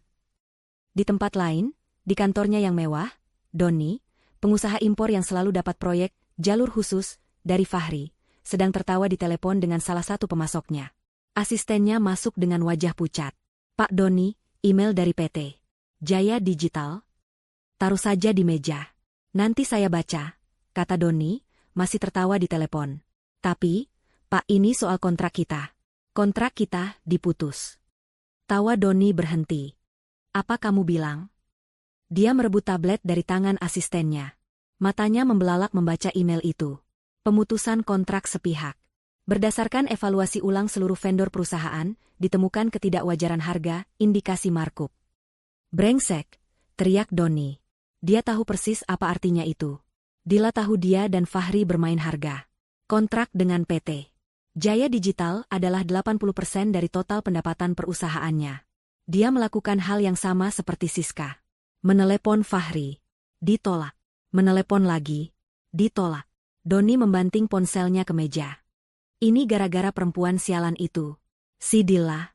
Dia balas dendam. Doni dan Siska akhirnya bertemu di lobi hotel sore itu. Wajah mereka berdua sama-sama panik. "Gimana ini, Don?" desah Siska. "Perusahaanku hancur." "Fahri enggak, bisa dihubungi." "Aku juga hancur," balas Doni. "Tapi ini belum selesai. Kita harus." Ponsel Doni berdering. "Dari bank." "Ya, halo? Dengan Pak Doni? Kami dari Bank Mandiri. Kami menelepon terkait fasilitas kredit bisnis Bapak. Kami baru dapat kabar bahwa kontrak utama Bapak dengan PT Jaya Digital telah diputus. Sesuai perjanjian, jaminan pinjaman Bapak adalah kontrak tersebut. Dengan putusnya kontrak itu, Bapak dalam status default." Dunia Doni seakan runtuh. Tunggu, itu cuma sementara. Akan ada kontrak baru." "Maaf, Pak. Kami harus membekukan rekening perusahaan Bapak dan akan segera memulai proses penyitaan aset jaminan rumah Bapak atas nama pinjaman perusahaan." Doni terduduk lemas di sofa lobi. Siska melihatnya. "Ada apa lagi, Don?" "Selesai," bisik Doni. "Hidupku selesai." Sementara itu, di kantor PT Jaya Digital, Ranti sedang merapikan riasannya di toilet. Dia mendengar gosip tentang Fahri diseret keluar. Dia sedikit takut, tapi juga merasa ini kesempatannya. Fahri sudah tidak ada. Sekarang dia bisa mendekati direktur lain. Atau mungkin, dia bisa berpura-pura menjadi korban Fahri dan mengambil hati si pemilik baru, Dila. Dia meremehkan Dila, menganggapnya wanita bodoh yang baru beruntung. Dia kembali ke mejanya. Lampu di teleponnya berkedip. Panggilan dari HRD. "Ranti, ke ruangan saya. Sekarang." Ranti berjalan santai ke ruang HRD. Dia masuk dengan senyum percaya diri. "Ya, Bu, ada yang bisa saya bantu?" Di dalam ruangan, sudah ada Bu Indah, Kepala HRD, dan Pak Harto, pengacara Dila. Suasananya dingin. "Silakan duduk, Ranti," kata Bu Indah. Bu Indah tidak basa-basi. "Ranti, Anda dipecat. Efektif detik ini juga." Senyum Ranti luntur. "Apa?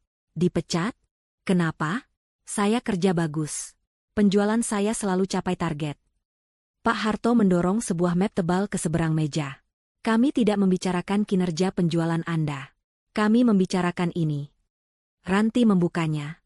Itu adalah salinan rekening koran, rekening perusahaan, dan rekening pribadinya. Ada puluhan transfer dari rekening PT Jaya Digital, yang disetujui oleh Fahri, ke rekening pribadi Ranti. Jumlahnya bervariasi. 5 juta, 10 juta, 20 juta.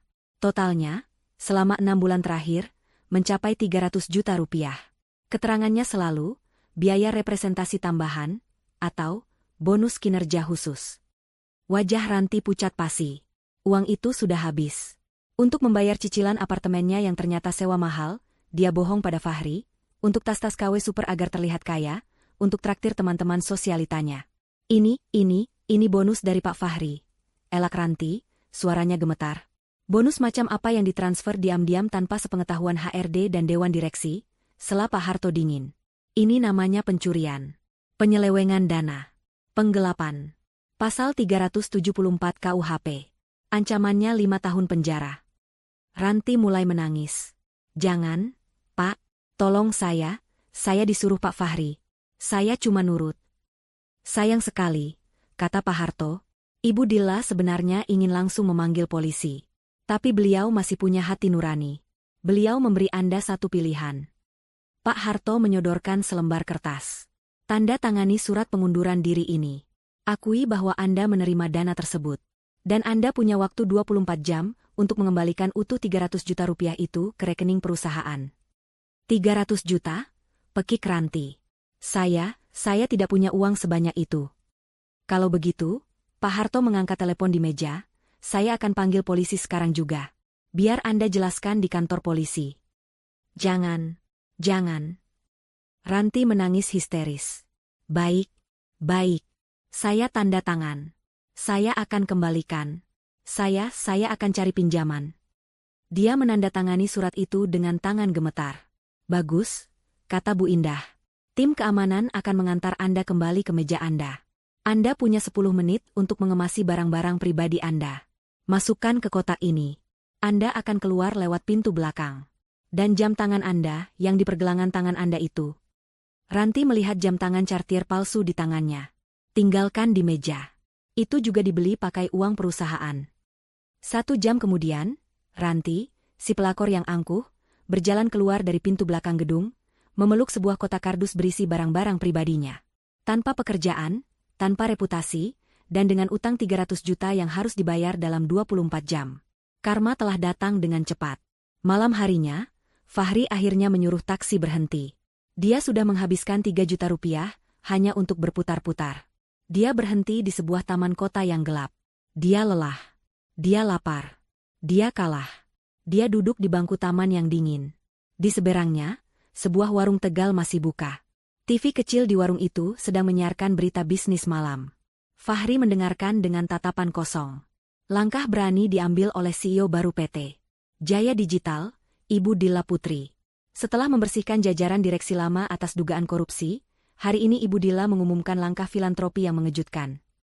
Wajah Dilla muncul di layar. Profesional, tersenyum tenang, jilbabnya rapi. Ibu Dilla mengumumkan akan menyumbangkan seluruh aset pribadi sang mantan direktur yang berhasil diselamatkan. Kamera beralih, menunjukkan gambar yang diambil pagi tadi. Tumpukan jas mahal, deretan sepatu kulit, koleksi jam tangan mewah, dan stick golf. Barang-barangnya ditaksir bernilai miliaran rupiah, akan disumbangkan ke beberapa yayasan, termasuk Yayasan Harapan Bunda yang menaungi korban KDRT dan panti asuhan. Sebuah klip wawancara singkat Dilla diputar. Bagi saya, harta yang didapat dengan cara tidak jujur dan menyakiti orang lain bukanlah berkah, melainkan sampah. Lebih baik, sampah ini kita ubah menjadi sesuatu yang berguna bagi mereka yang membutuhkan. Jantung Fahri serasa diremas. Dia tidak hanya mengambil semuanya. Dia tidak hanya memecatnya. Dia tidak hanya mengusirnya. Dia menghapus jejaknya. Dia memberikan semua hasil, kerja keras, dan investasi Fahri kepada korban KDRT. Dia membuat Fahri terlihat seperti monster di mata publik. Sementara dia menjadi malaikat. Fahri menunduk. Dia melihat setelan jasnya yang kusut dan kotor. Dia melihat tas kertas berisi uang tunai di sampingnya. Uang hasil menjual satu-satunya barang yang tersisa. Dia telah kehilangan segalanya. Rumah, harta, pekerjaan, reputasi, istri, selingkuhan, teman. Dia kini benar-benar sendirian. Duduk di bangku taman, seperti gelandangan. Rasa marah yang tadi membara, kini padam.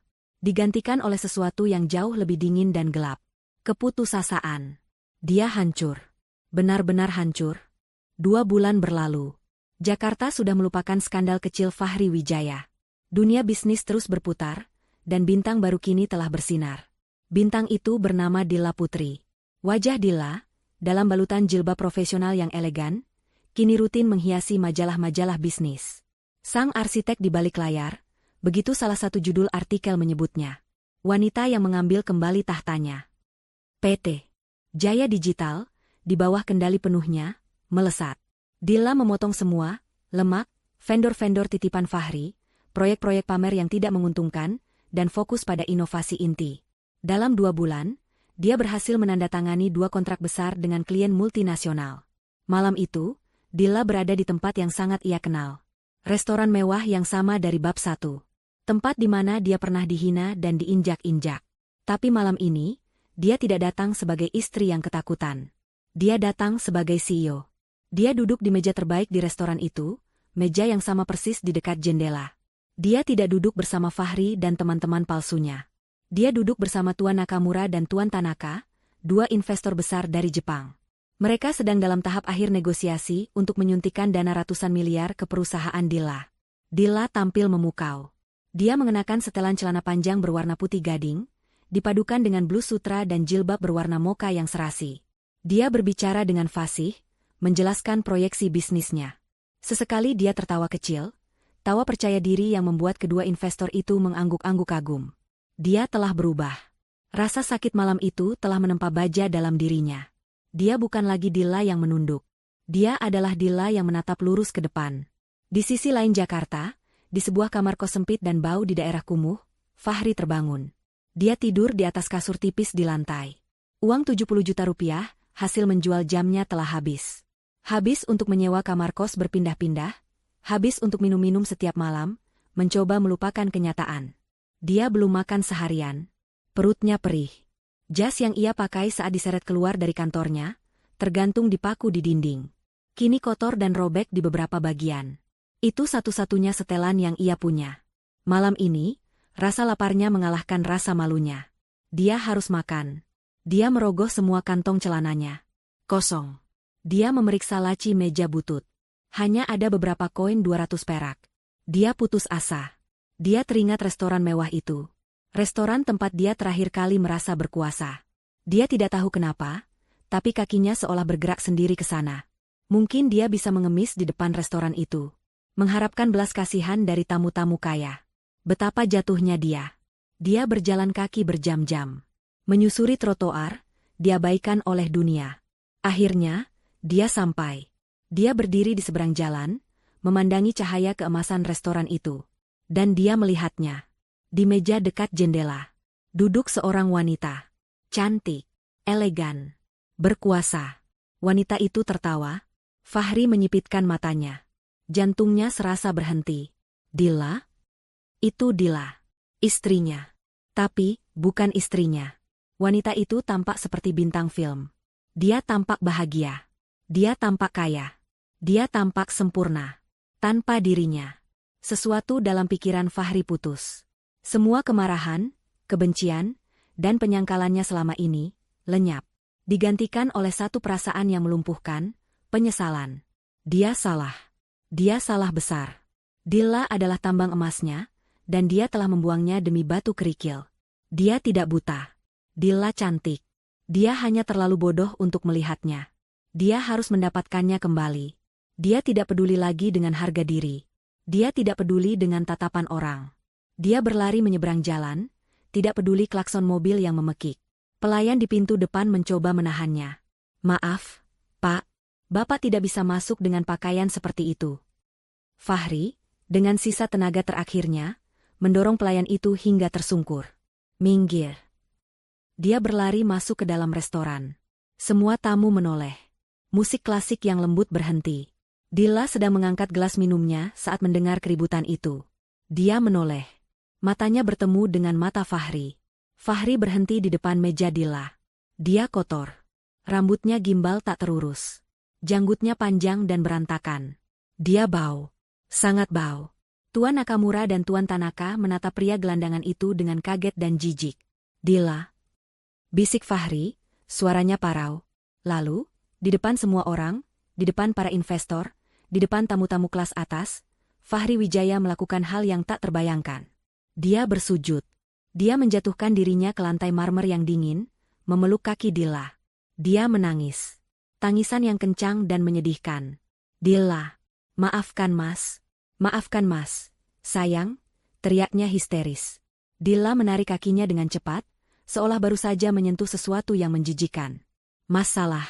Mas hilaf. Mas dibutakan sama Ranti. Dia iblis, Dilla. Dia yang meracuni Mas. Mas cinta sama kamu, Dilla. Cuma kamu. Para tamu di restoran itu ternganga. Beberapa mulai merekam dengan ponsel mereka. Tolong, Dilla terima Mas kembali. Isaknya, wajahnya menempel di lantai. Mas enggak, ibunya siapa-siapa lagi. Ibu. Ibu pasti sedih lihat kita begini. Demi ibu, Dilla, demi masa lalu kita. Mas janji Mas akan berubah. Mas akan jadi suami yang baik. Mas akan sembah kamu, Dilla. Tolong. Dilla memandangnya. Dia memandang pria yang menangis di kakinya. Pria yang sama yang beberapa bulan lalu meneriakinya, wanita jelek. Pria yang sama yang menepis tangannya. Tidak ada rasa kasihan di mata Dilla. Tidak ada kemarahan. Tidak ada cinta yang tersisa. Yang ada hanya rasa lelah. Rasa jijik yang dingin. Manajer restoran berlari tergopoh-gopoh. Ibu Dilla, maaf kami. Dilla mengangkat satu tangannya dengan tenang. Gerakan itu menghentikan ucapan manajer dan juga isak tangis Fahri. Fahri mendongak, matanya penuh air mata, mengharapkan satu kata pengampunan. Dilla bahkan tidak menoleh padanya. Dia menatap lurus ke arah manajer restoran. Suaranya dingin, jernih, dan penuh otoritas. Pak manajer, katanya. Tolong panggil keamanan. Jantung Fahri serasa copot. Ada pengemis yang mengganggu tamu-tamu saya. Lanjut Dilla, suaranya setajam es. Cepat, sebelum dia merusak selera makan kami.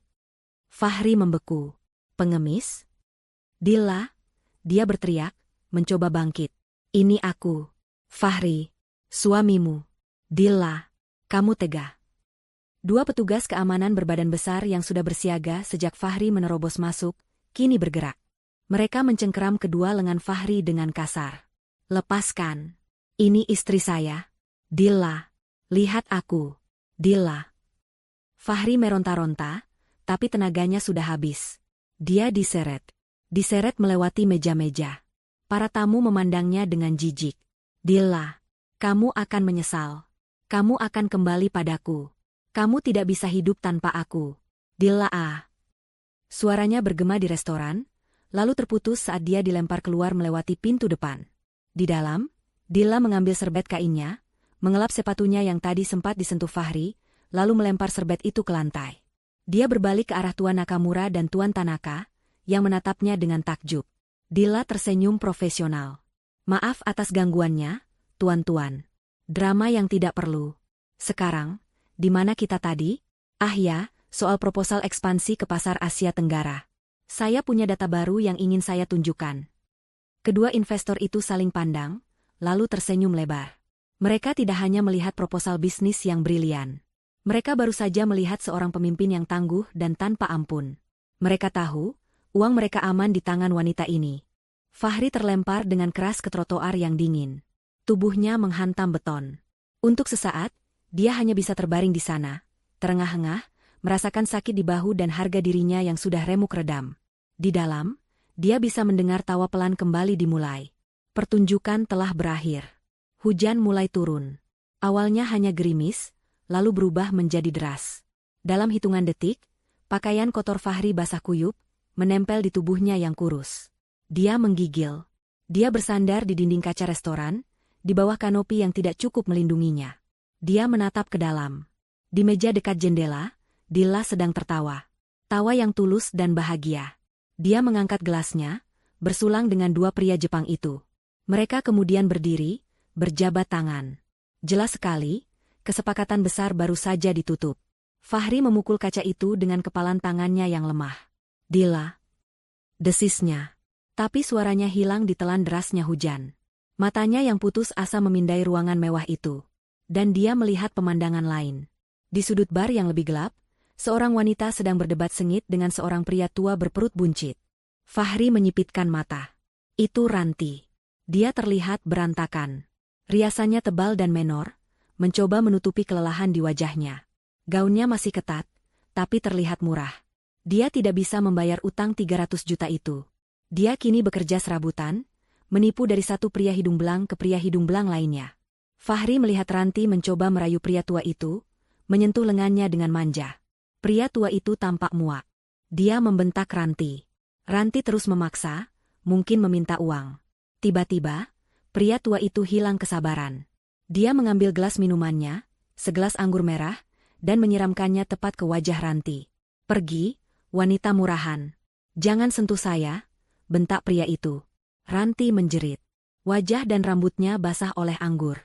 Maskaranya luntur, menciptakan aliran hitam di pipinya. Dia terhina, berdiri mematung. Pria tua itu melempar beberapa lembar uang ke meja bar dan pergi dengan jijik. Dua petugas keamanan restoran kini berjalan ke arah Ranti. Karma telah melunasi hutangnya. Melihat itu, Fahri bahkan tidak bisa merasakan kepuasan. Dia terlalu mati rasa. Ponsel butut di sakunya bergetar. Sebuah pesan masuk di grup WhatsApp lama yang sudah mati. Geng hura-hura. Itu dari Siska. Teman-teman, gue bangkrut total. Event organizer gue disita bank. Gue enggak, tahu harus kemana. Satu pesan lagi muncul di bawahnya. Dari Doni. Rumah gue resmi dilelang hari ini. Ada yang bisa nampung gue? Enggak, buat sementara? Siska? Fahri? Fahri tertawa. Tawa yang kering dan gila. Teman-temannya, mereka semua hancur. Dilla tidak perlu mengangkat satu jari pun. Dia hanya menarik uangnya, dan kerajaan kartu mereka runtuh dengan sendirinya. Di dalam restoran, makan malam telah selesai. Dilla berdiri. Seorang pria berseragam rapi, sopir pribadi, bergegas masuk dari luar, membawa payung besar berwarna hitam. Dia membukakan pintu kaca untuk Dilla. Dilla melangkah keluar, ke trotoar. Sopir itu dengan sigap memayunginya, melindunginya dari setiap tetes air hujan. Saat Dilla berjalan menuju mobil mewahnya yang sudah menunggu, sebuah sedan hitam mengkilap, jalannya membawanya melewati Fahri, yang masih meringkuk di dinding. Hanya berjarak satu langkah. Waktu seakan berhenti. Mata mereka bertemu. Mata Fahri, basah oleh air hujan dan air mata, menatapnya. Penuh permohonan, penuh penyesalan, penuh kekalahan. Mata seorang pengemis. Mata Dilla, tenang dan jernih, menatap balik. Dia menatap pria yang pernah menjadi suaminya, pria yang telah menghancurkan hatinya, dan yang kini telah menghancurkan dirinya sendiri. Tidak ada kebencian di mata Dilla. Tidak ada kemarahan. Tidak ada kemenangan. Dan yang paling menyakitkan bagi Fahri, tidak ada cinta. Hanya tatapan kosong. Seolah menatap orang asing. Seolah menatap debu di jalanan. Dia menatapnya hanya sedetik. Lalu, Dilla mengalihkan pandangannya. Dia terus berjalan. Sopirnya membukakan pintu mobil untuknya. Dilla masuk ke dalam kehangatan mobil itu. Pintu tertutup dengan suara pelan yang mantap. Mobil itu melaju pelan, membelah hujan. Fahri memperhatikan lampu belakang mobil itu menjauh. Di kaca belakang, dia tidak melihat Dilla menoleh. Tentu saja tidak. Dilla menatap lurus ke depan. Melewati wiper yang bekerja cepat, membersihkan air hujan dari kaca. Dia melihat jalanan Jakarta di malam hari, berkilauan oleh cahaya. Dia tidak memikirkan Fahri. Dia tidak memikirkan Ranti. Dia memikirkan rapat dewan direksi besok pagi. Dia memikirkan rencana liburannya bersama ibu dan keluarganya akhir tahun nanti. Dia memikirkan masa depannya. Masa depan yang cerah, yang ia bangun kembali dari puing-puing, dengan tangannya sendiri. Di trotoar, Fahri ditinggalkan sendirian dalam dingin. Seorang petugas keamanan restoran keluar, kali ini membawa tongkat. "Pak, sudah saya bilang," katanya galak. "Jangan gembel di sini.